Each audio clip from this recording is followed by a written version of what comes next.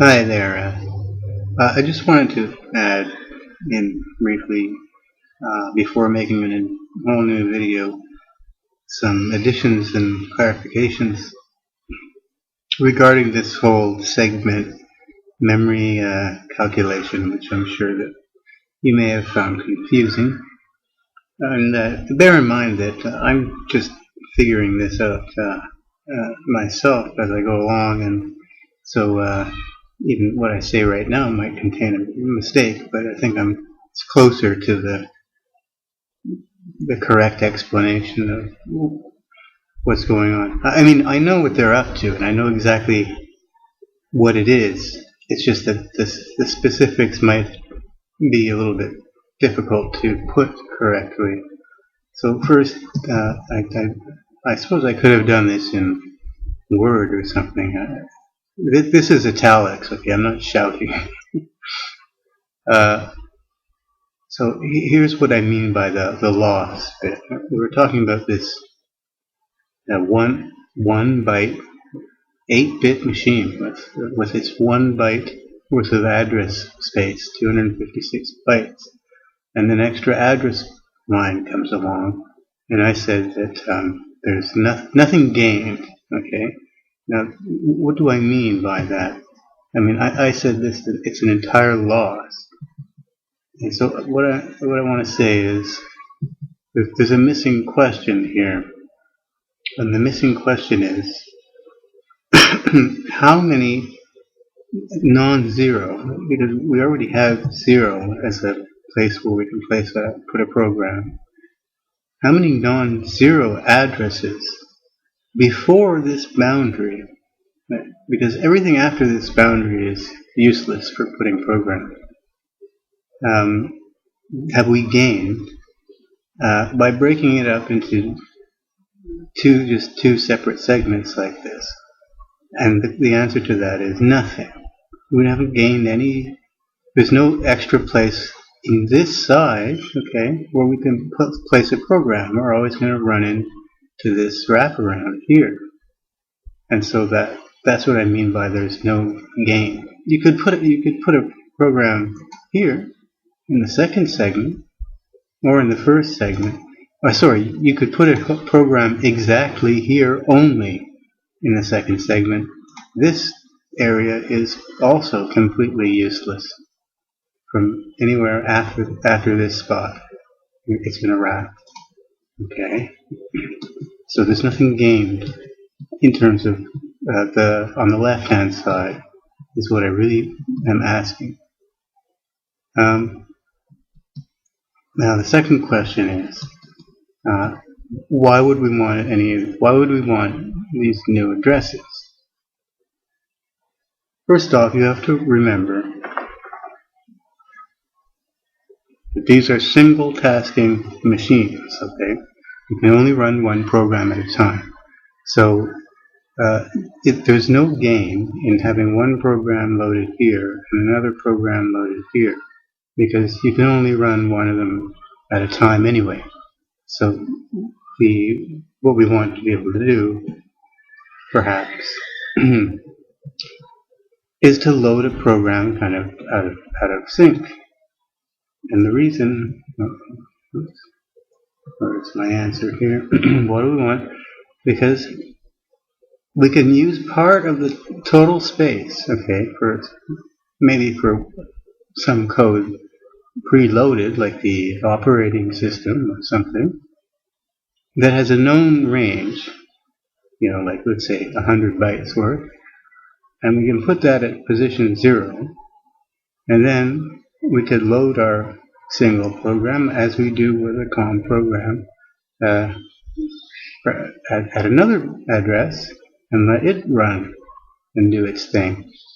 So if we have more slots to place things in, then we could use just part of the address range and load our program somewhere else. So in a sense, you could say you could put some data in here and load a program there. So there is a gain here, but you couldn't put code in here and then load something here, because they have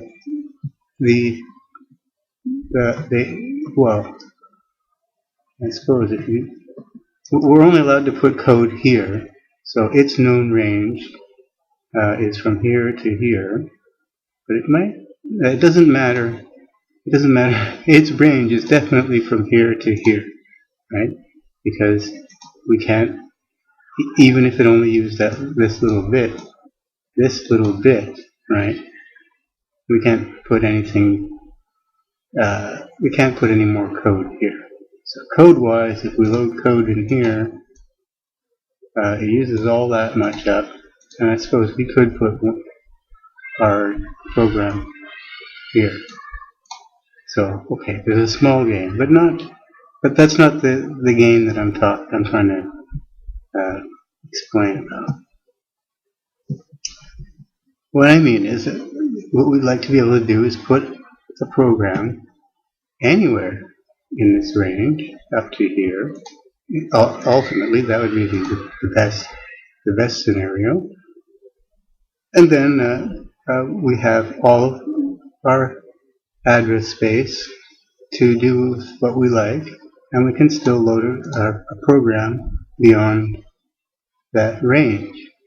So the more available slots there are, the more of whatever we like we can put in before adding a program. We could have, different bits of data or code put into memory and then load our program afterwards. It might use that extra code, like the runtime library. Okay. Now, if the more of that you have, the better your situation is. And the loss I'm talking about is the amount that we're the amount that we didn't gain, basically, by using this scheme. We didn't gain any new address space in here, or any new addresses, or we can put anything. So our loss in terms of our losses is the entire segment, unusable for putting code. Now, I still don't know if that's very clear, but in general, okay, maybe an example makes things easier. In the general case, so take the 2-bit segment indexer. Okay, that breaks, the way I've defined it, breaks the thing up into 4 regions, or we could possibly put something. We can put a program here, here, or here, and that's it. Okay, and that covers the entire range. Now, in terms of the last 256 byte address range, which is the same as the zeros in the case of 2, a split of 2, the loss in terms of where we can place a program is this area, because we can't put anything beyond this point, or else we run into the problem of a wrap.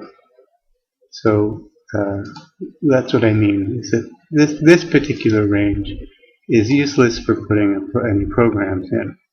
It's always useless. This whole range is always useless. But the finer we make the splits, the closer and closer we can bring our program up to the place where we can't put anything anymore. If you see what I mean. Now the second, now generalizing this thing. First, we find the optimal case is if we use a full register. This becomes 2 2-byte chunks, and if we we can line things up on 2-byte chunks, and so the loss, this part becomes 2. So we can place a program all the way up to just 2 bytes away from its end, or from the next beginning being the last place you could put a program. Alright, now my other correction, if this is making any sense.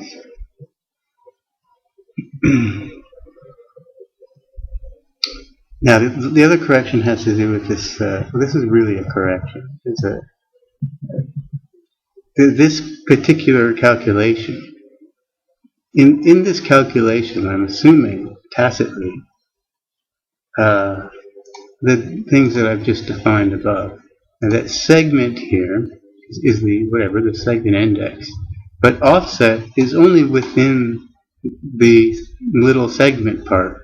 So in the case of 2, this offset can only be 0 or 1. Okay, not 256. So this is not the same calculation as the one that's used for a 16-bit real mode 8086, for instance. The offset can be a register value. However, I'm just going to show you that the calculation is the same. It doesn't matter whether or not you think of this as being just a little segment or being the whole range, but something does change. Now, how have I said this here? So,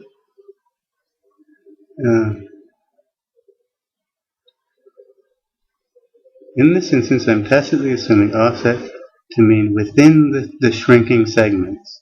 So on each iteration, it's confined. Every offset thing is confined to its own range of non-overlapping segments.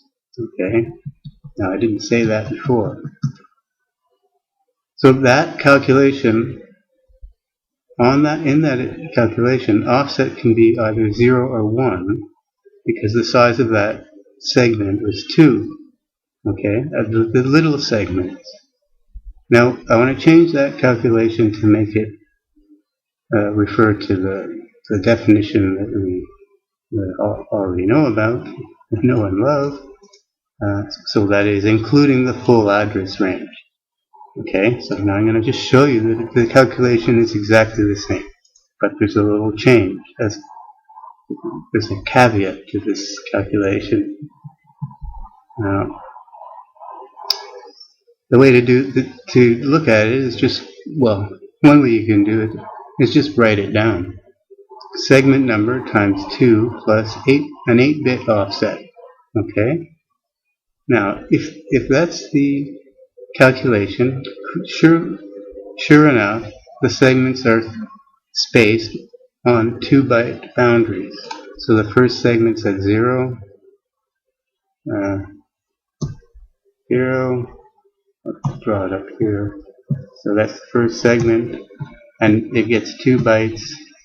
Then the second segment is here. So this is at address 2, and then at address 4, the next segment, and so on. So you can place a program here, and I'm imagining that it gets its full range. Alright? In that case, this is still how you would figure out an offset. Right? You take the segment number, multiply by 2, and that gets you to 0, 2, 4, etc. Then add the offset. But now only 128 of these segment numbers are actually valid, right? And the way to do that is just as I explained above. You go to the last segment, you take the maximum address given all your address lines, subtract one 8-bit range, which is 256, and divide by this thing I've called ISAR, so I don't have to type it again. Where did I find that? Oh yeah. I'm interpreting this 2-byte offset to mean just the inter-segment range. So 2, okay? Inter-segment alignment range. Or I could have just used alignment. So the alignment here is 2, and if it was 2 bits, the alignment would be 4, and so on. So to calculate the total, the maximum valid segment, you take the maximum address, subtract the 256 8-bit range, and then divide by the granularity, in this case 2. And that gives you 128 in this particular case. Because we've got 2 in the first case, 2 segments, okay? So 512 worth of memory, minus 1 range gives you 256. Divided by 2 gives you 128. So half of those segment numbers are invalid, actually invalid, not usable. Now with 2 lines, I mean, this is now we add another address line. So we're not talking about adding more to the segment. We're already assuming we use the whole register. In that case, max address is 4 chunks of 256. We take 1 away, divide by 4, and that works out to 192 available segment numbers. Okay? So the number of segments you can use is going up as you increase the number of address lines. Strangely, you would think that you would lose, but in fact you gain. Now adding a third line increases the granularity again by a power of 2. So now everything has to be aligned on 8-byte boundaries. But the number of segment numbers that you can use goes up to 224. And these, you can double check these. 224 times 8 plus 256 is 2048. So anything bigger than that would be beyond the 256 byte lost segment, right? Lost beginnings, not lost ends, lost beginnings. You can't begin in here, but you can end in here, that's fine. Now all this applies to the 8086, okay? And that's why, for instance, you'll see, and I mentioned once before, that this is an invalid segment value for 8086. And why is that? Well, just go through the calculation, multiply by 10, add the 255 equivalent. I could say 1,000. It doesn't matter. It's going to wrap around. This is going to be bigger than our maximum 20. That's 20 bits, 20 address lines. Okay? Now, there's an interesting little historical twist I thought I might add on the end here. This thing, all this calculation stuff was called real mode, okay? And machines were coming out like the 286 and then the 386, and they had more and more address lines that existed on the machines. And so a statement like this, invalid for 20 address lines, still mapped to a valid number that you could still address with a 16-bit register. The only problem was the engineers figured, there was only ever going to be 20 address lines, all the way from 0 to the 19th. They called them A0 to A19 for the address lines, okay? Now if they had if they had changed the calculation to be a 20, if they changed this to a 20 in anticipation of the possibility of maybe there might be an extra 20, an extra address line come along, then none of this craziness would have ever happened. And the craziness that happened because somebody found a way to access at one more address line and prevent the wraparound using this calculation. So you could use the end bit, and it wouldn't wrap around. It would jump beyond. And this last area they used to call the high memory area. And it was some trick something that had to do with the keyboard I/O port. You could turn this line on and off with some, like, emitting some byte to the keyboard I/O port, and that would turn it on or turn it off. And then somebody invented a device driver called HIMEM.SYS, and that would manage controlling the on or off value of this A20 line, they called it, the next address line that you were not supposed to have in the first place. And so it would manage that. In fact, much of the operating system was loaded into this high memory area and using this HIMEM.SYS typically. And the other type of memory was called conventional memory. Conventional memory meaning being accessed through this calculation. And conventional memory was becoming a very, very, very precious commodity at this point. Now they just never decided to change this calculation to a 20, which you would do for an additional address line, doubling the possible addressable memory. And they could have done that. But instead, protected mode was all the rage, and they wanted to get rid of real mode completely, even though it still exists. Your computer starts up in real mode still, not protected mode. So this is still going on at some level on every machine, but only temporarily. And now in from Windows 7 onwards, the operating system itself never refers to any code that ever uses this calculation. That's why this doesn't work. See, does not support full screen mode. Why?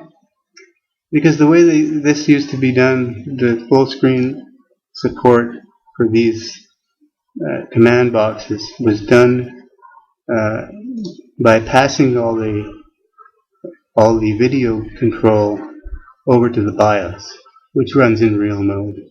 And now that the BIOS has been completely let go of by the time you're in Windows protected mode, and so nobody's bothered to write a piece of code to switch the video mode to a text mode. I don't know why, but I think it's just laziness. It still supports the video card supports the text mode.